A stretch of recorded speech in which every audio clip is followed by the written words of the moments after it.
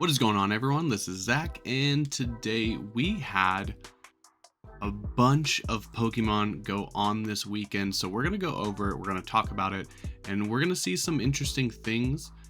If you guys enjoy this content, do not forget to like and subscribe, and tell me which event did you end up watching the most. For me, it was probably the Japan Nationals, because I was able to go back like throughout the day and watch more stream matches after I fell asleep, of course, because it was on late at night. But this is the top 8. We have some paste here from Geo, so shout out to Geo here. And half of the teams are essentially the same, but there's still some interesting things to look at where this team is developing, and there's some other cool stuff as well. If you want to check out day one, I feel like they did a really good job of putting like cool stuff on stream.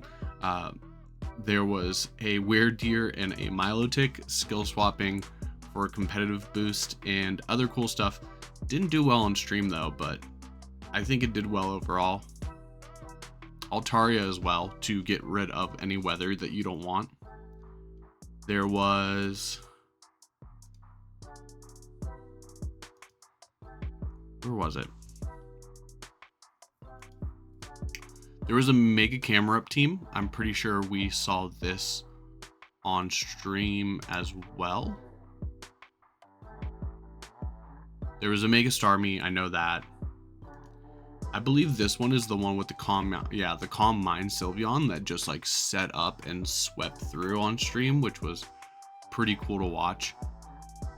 With the Galarian Slow King, I thought that was really interesting, and the Mega Lopunny and Mega Blastoids like options here. So you have like your regular like Trick Room Blastoids team, but there's also ways to get Trick Room up with Galarian Slowking.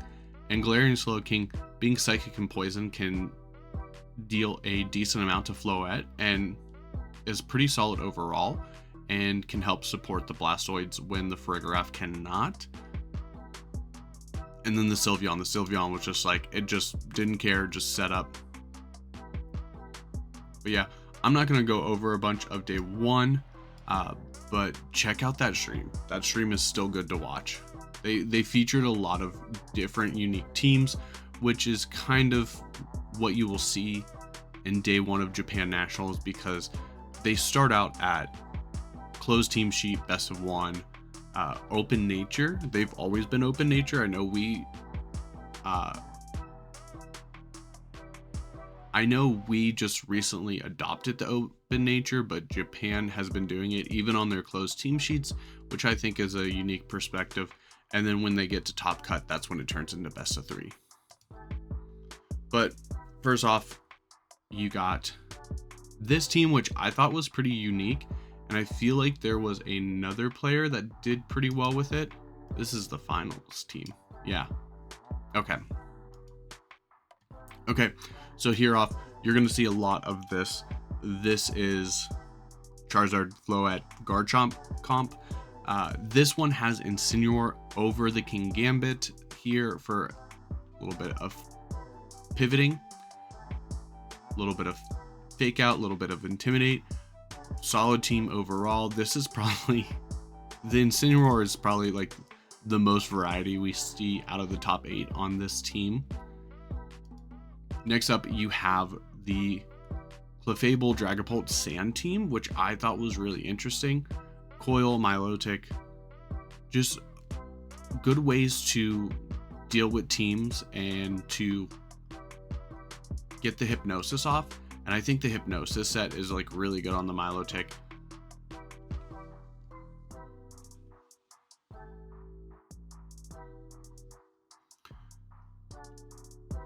Also, Mega Clefable, which has Magic Guard when it's not Mega Evolved, and then it's Magic Bounce, I think, when it Mega Evolves.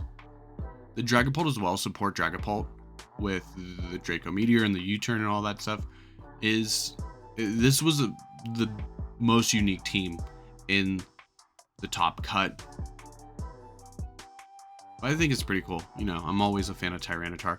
Superpower on Tyranitar, probably just to catch King Gambit's off guard. I bet you it, at whatever attack it was, it might knock out through Choppleberry. Also, no fairy move on the Clefable. I guess this is your Garchomp counter. You Mega to avoid the Earthquake, and then you click Ice Beam. Here is another standard Whimsicott, Mega Charizard, Garchomp, and Gambit. This one is going for the black glasses, and the Basculegion is the Mystic Water. I think we only saw Mystic Water Basculegions in the top cut though.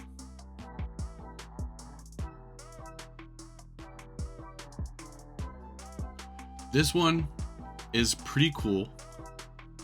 I did like this with the Hyacinth Arcanine and the Frostlass. Like, we know that's a strong combination, and then we've seen the Focus Sash Arcanine do really well recently. This is a super bulky Sneasler, and one thing I noticed while watching even the day one is that a lot of these Sneaslers are carrying Rock Slide or Rock Tomb to help deal with the Charizard matchups and the flying types. So I think that's really cool. It's crazy how many people on Sneasler are just dropping the Protect, whether it's for coaching, whether it's for Rock Slide. It's just pretty cool that you can see this Mon like do so well, and I feel like it feels frail in a way. I know its special defense isn't that bad, but the Rock Slide did very well on stream, especially in day one. And then Supreme Overlord King Gambit, they just know, hey, I'm keeping my King Gambit in the back. I'm gonna get that boost. So whether it's low kick, whether it's sucker punch, whether it's kowtow cleave, I'm gonna have that boost. I don't have to worry about you having Defiant. And once again, the Milotic, the bulky Milotic with the coil, the hypnosis, the recovery, and then just the Frostlass for the Veil, the Blizzard, the Shadow Ball. I feel like this is a solid team. Oh, here is a Choice Scarf Basculegion, which I feel like this team needs a little bit more, needs a pivoting option, and I feel like you get that through Basculegion, and then you also get the speed to it, because this team doesn't have any speed control. You kind of just get fast with Sneasler, you are fast with Basculegion, and then you just have to out damage the rest. We got Rinya here with the Charizard, also with the Black Glasses King Gambit. We saw some Aqua Berries on King Gambit as well, so they're dropping Choppleberry and going Aqua Berry probably because the Charizard is around kind of more than Sneasler. Here's the Aqua Berry variant here, basically the same team, and as you can see, like, all of these Garchomps here are dropping the Citrus Berry for the Roselia Berry, which just allows you to at least take one fairy type attack. But all these also have Poison Jab as well, so they are doing this as a way. Like, there's no Protect, it's just all out offense with the Garchomp, which Garchomp is pretty bulky. This one is the Citrus Berry, but this one, once again, the Roselia Berry, but no Poison Jab here. These two have the Poison Jab on it, which is something we saw with the Glamora team first pop up, and it's still staying around, it's still hanging around here. So I wouldn't be surprised if this, maybe not Poison Jab, became the standard Garchomp, and one has Earthquake, one has Stomping Tantrum. Stomping Tantrum gives you a good ground type attack for when Charizard's not on the board, which a lot of times you want to lead Garchomp, so you don't want to do that, especially with your Focus Sash Whimsicott. You don't want to chip down its Focus Sash unintentionally, so that's pretty solid here. Citrus Berry Basculegion with the Wave Crash to get that recovery, so you can Wave Crash, get within a certain range, get the Citrus Berry, and then we have the Floette. This one, these two were both the Lighter Rune variant, so it's just there to deal damage. Let's take a look at the other ones. This one is also the Lighter Rune. I don't think, did we see any Calm Minds? No, this one actually has Helping Hand, which is interesting to say the least. Next up, we have the finalist, and the finals was actually pretty crazy. We saw Gengar do very well in Turin Special Event, which we'll talk about in a moment here, but this is just a Parasong team. But the Frostlass is a little bit different here. The Frostlass can set a veil and then have Rain Dance to enable the Archaludon to start firing off those electro shots, which I think is really cool. But at the same time, like, wouldn't you rather have Shadow Ball? It worked out for them though, because there were times where they were just like, all right, I got the Veil up, now I get the Rain up. And that way you don't have to switch your Politoed in, because you want Politoed to be able to stay along because you want to get the Parasong off. You want to be able to click Protect. Hypnosis was clicked a couple of times in the finals. It was a really good finals, and it came down to the fact that the Politoed got a double Protect when it didn't need to. It actually would have been better off to not get the double Protect, and that's what ended up losing to the Charizard team. Actually, in the finals, we saw it more as a Mega Floette team, once again with the Dazzling Gleam, Moonblast, Light of Ruin, just all-out offense.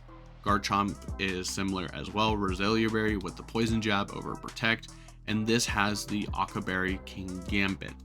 So, really interesting development. So that's something that you want to look out for when you're doing your King Gambit calcs for NAIC is, okay, what if it has an Berry? Because this is a development that we have seen. And same with Garchomp and the Roselia Berry, you're going to need to be able to plan for that as well.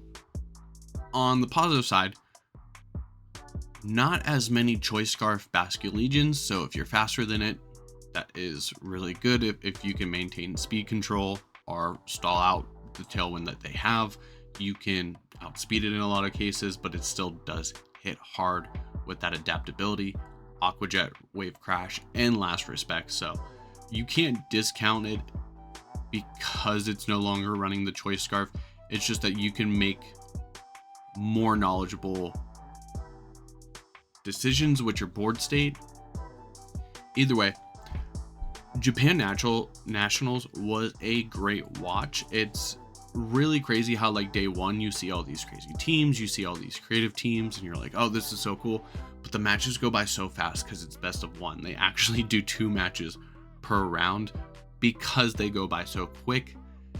And so it's really interesting to see how the metagame shifts when you go to the best of 3. And this is basically the team that a lot of Japanese players decided this was the go-to team. This is going to be the one that gets me the secured wins. This is the one that I know how to play. And it's really just, it's the best team overall. It really is.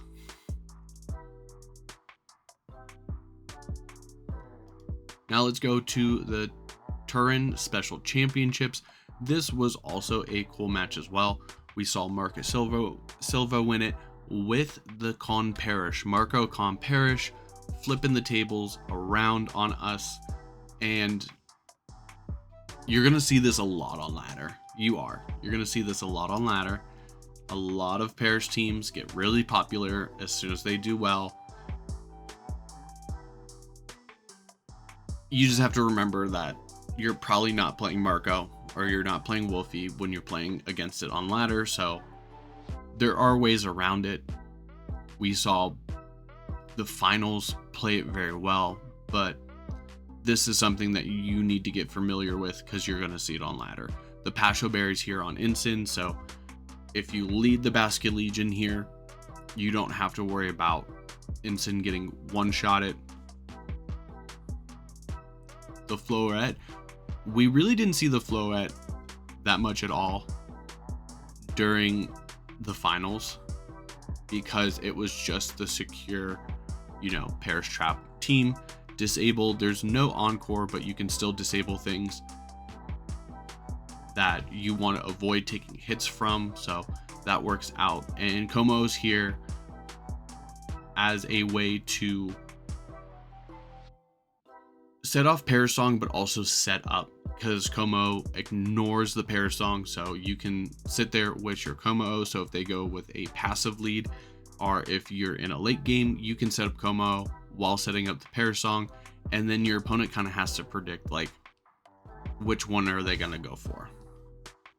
Como, I feel like, is tricky though, because there is so much Floette in this metagame right now. But when teams don't have this Floette, if they don't have a Sylveon, like Como can be really good if it gets off the Klinger Soul.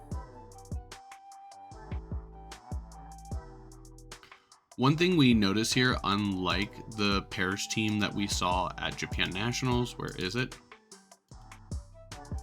Is that Sinistcha is there for recovery, which is pretty good on a Pairs Traps team. If you need your Mon to stay around for another turn, switching in that Sinistcha to get that recovery is really good.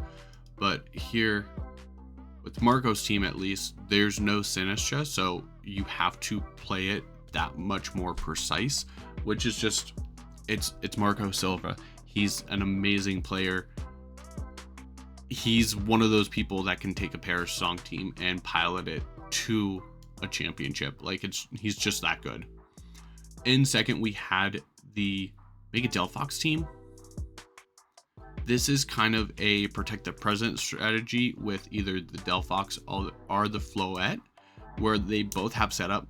So you basically use Sneasler, Sinistcha, and Incineroar to set it up. You bring the Basket Legion in matches where you need it, but your main offense here is either through Floette or through Delphox.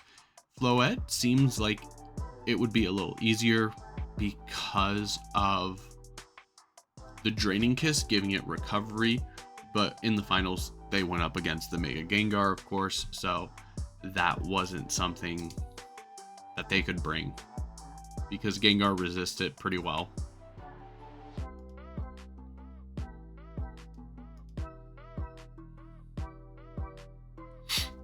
And third, you have Arash using the team that we saw Seijun using, which is once again another protect the president strategy with this setup Delphox, this setup Floette, and this one uses Vivillon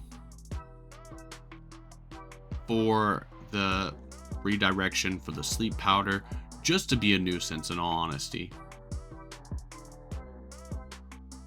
Also Mousehold here for Friend Guard, Feint, and Super Fang. That way Feint is really good for teams like this, because if they want to try to slow down the match, if they wanted to control the board position, Feint breaking a protect can be really good for this. And Feint also breaks the wide guard, so Feint is really important for these Mons that have the spread moves like the Heat Wave, for example. Machagacha for recovery, once again protecting these Mons and healing them with the Life Dew. No Trick Room on this.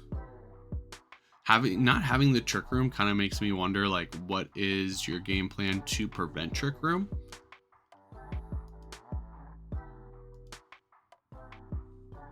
And from here, once again, you got Charizard Floette comp.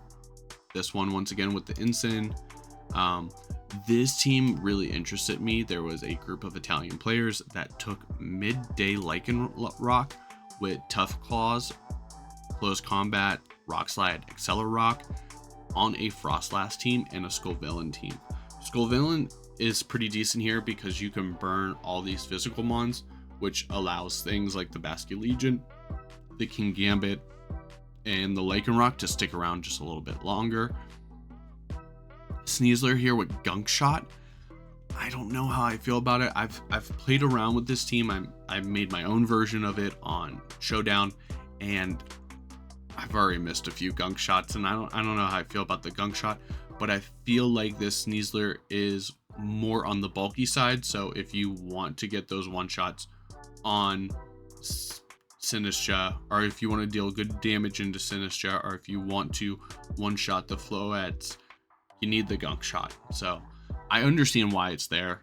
I don't like missing. But I think this team is really cool. And as you can see, it got 5th and 6th place, and you're going to see it more down later. Once again, we got the Charizard Garchomp. This one without the Mega Floette. Instead, they ran the Instant and the King Gambit. You have something similar but different here. Instead of the Charizard Garchomp, you go Floette and Sinistcha for the recovery, for the pivoting and all that stuff. Your Trick Room counter. We got Choice Scarf, Basket Legion coming back.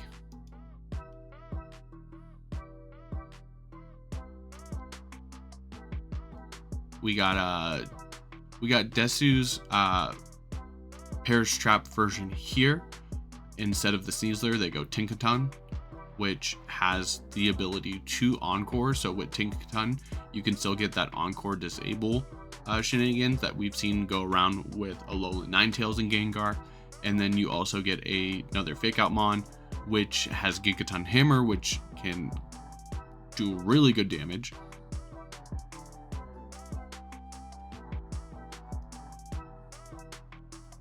Once again, we have the Lycanroc team.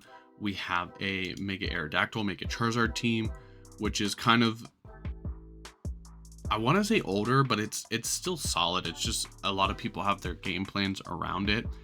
The one pro about the Aerodactyl is that you have another Mega option. The Unnerve is really good for these Mons that are dependent on the berry, like the Occa Berry and the Chople Berry Gambit, the Roselia Berry, and the Citrus Berry Garchomp. Like, Unnerve is a really good ability here. You also get access to the Wide Guard, which allows you to block opponent spread moves, which is why, like, the Mousehold, for example, had Feint on the Delphox teams. Do we see anything else really interesting? Aegislash here, once again, Charizard Garchomp. No speed control on this one besides the Trick Room, so that's interesting. Charizard Garchomp, Delphox Floette.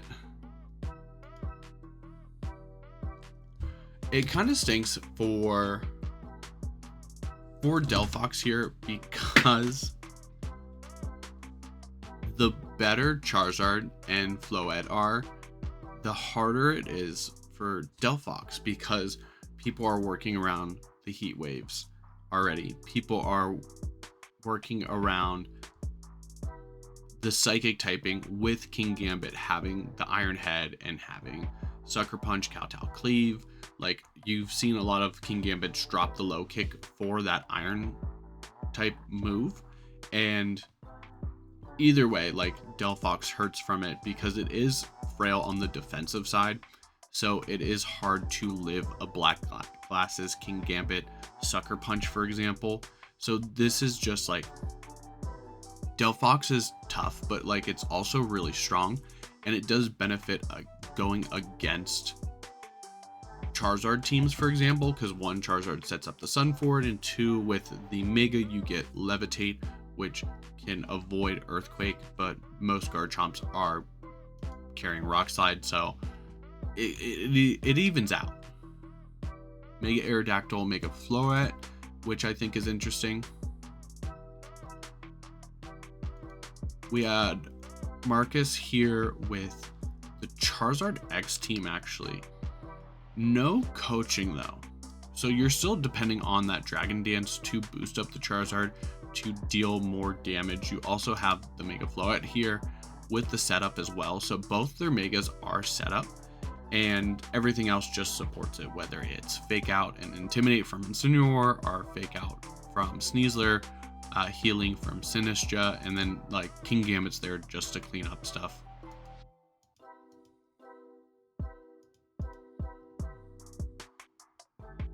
Once again, you have another one of these Lycanroc variants. There was like 7 or 8 players that took this and did very well with it. So I'm interested in this team because I actually kind of like Skull Villain. It's just not as easy with Mega Charizard Y.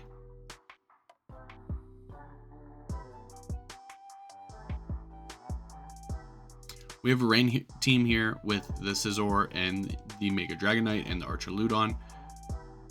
Pretty, I want to say pretty standard, but we see the Maushold with the Rain Dance here. So you can set up Rain Dance with Maushold here. Super Fang. I think Faint would have been a really good move on here, but once again, like the same thing that we saw with the Rain Dance Frostlass, sometimes you don't want to pivot in. So having Rain Dance Manual Rain is not too bad. And the last one I want to bring up, because you got to point it out every time you see a Jamie Boyd team. Superior Floette, Milotic, Como, Swirledge, and Weird Deer. Funnily enough, we did see a Weird Deer Milotic in Japan Nationals, but this one was, that one was skill swap to boost up the Milotic, to boost up the Contrary. This one has Gravity though. Gravity is good for Milotic's Hypnosis. If you don't have a coil up, it's good for the Glare on Superior. So I can see why the Gravity's there. Also helps with flying Mons, but there's no ground type move that you really have to worry about. And other than that, like, not a lot of their moves are inaccurate.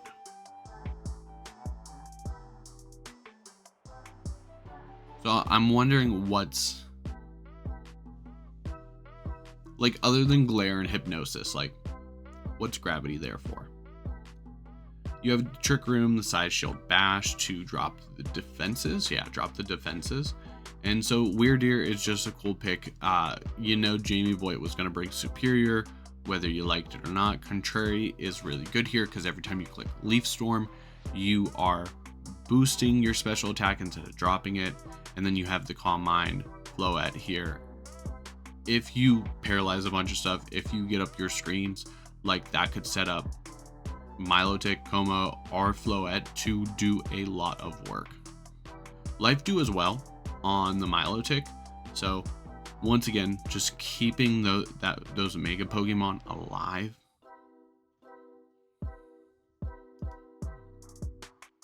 And that's really all I wanted to bring up from the Turin Special Event. Once again, Marco Con Paris winning it. I feel like my words are getting mushed up today. And the last thing I want to bring up is the Victory Road June Challenge here. We have Mega Charizard and Garchomp winning it. This time with the Mega Aerodactyl. So you have the Mega Aerodactyl, you have the Sylveon. So once again, you have that speed control, you have that wide guard here, and you see the Focus Ash Basculegion when this used to be Scarf. So the team is moving along a little, but we've seen this team before. Once again, here in Victory Road, you can see the Lycanroc form again come out here.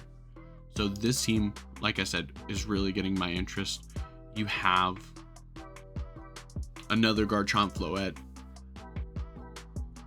Charizard Y, this time with Aerodactyl over the Whimsicott, and no Basculegion. So I've seen teams drop Basculegion more often than they drop King Gambit. King Gambit is just a good answer into the Basculegion. It's a good answer into a lot of other things, like the Frostlass, like the Delphox, with that strong Sucker Punch.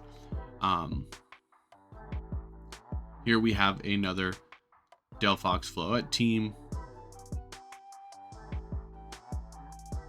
We have the Focus Ash Arcanine here again, this time with the Frostlass. And this is pretty solid because you can get up Veil, you can get up Tailwind all in one turn with Whimsicott and Frostlass, or you can get the speed control and just start clicking Blizzard and using that to deal a lot of damage. Anything else super interesting? Bulky team with Primarina, Mega T-Tar, Mega Scizor. What's this Dragapult? it's I like how you're seeing like Dragapult pop up a little bit more as utility more than it is offense. So the one that we saw before on the Japan Nationals was also Draco Meteor, Will-O-Wisp, Light Screen. It also had a pivoting move. This one instead has gone for that, where'd it go? Has gone for that Shadow Ball damage instead. This team is pretty cool. We got the Tyranitar, Frostlass, Arcanine, Garchomp. Pretty similar, if not exact, to what Michael Zhang ran in Indy.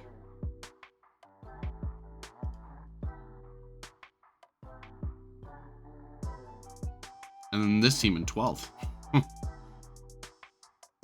Mega Skarmory, Sorrel Edge to deal with the Charizard. You kind of wall Charizard really well with Sorrel Edge with Flash Fire, Garchomp, Sylveon.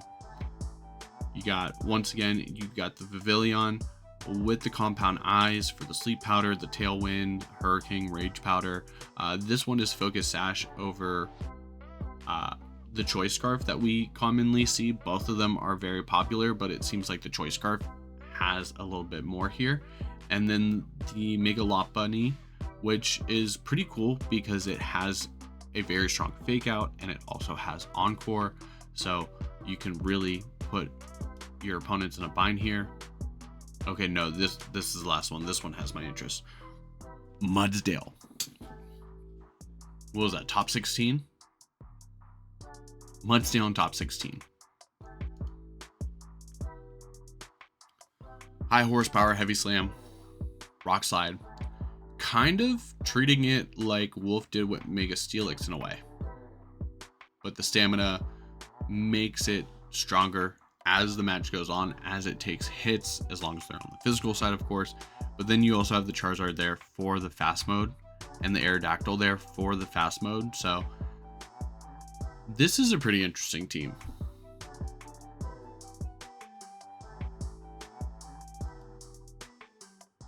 I don't know. We had a lot of Pokemon over the weekend.